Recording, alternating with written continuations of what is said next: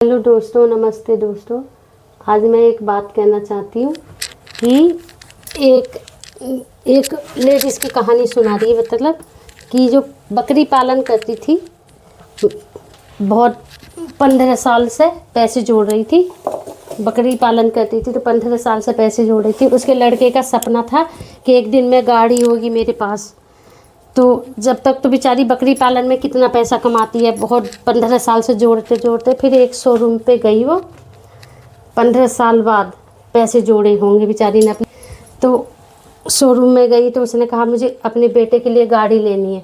उसके हुलिया को देख के, गाँव का पहनावा देख के वो शोरूम वाले भी हैरान हो गए कि क्या कह रही हैं। मतलब ये बोली कि क्या कह रही हैं। तो जो कि जब उसने बैग से पैसे निकाले, थैले में झोला ले गई थी, झोला जो प्लास्टिक का होता है उसमें से पैसे निकाले, तो वो शोरूम वाले भी हैरान रह गए कि एक माँ की ममता देखो। सब कुछ अपना 15 साल से जो जोड़ रही थी, एक बेटे के लिए कार खरीद को दी।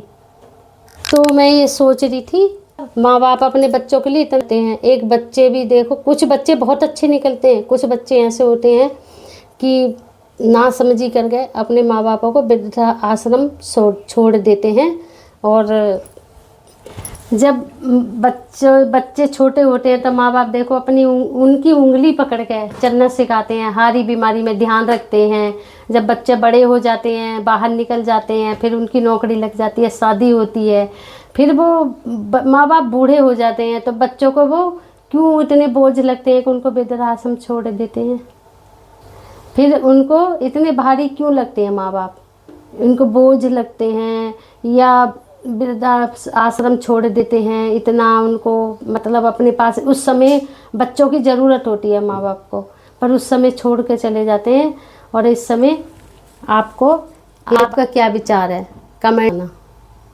राधे राधे राधे, धन्यवाद।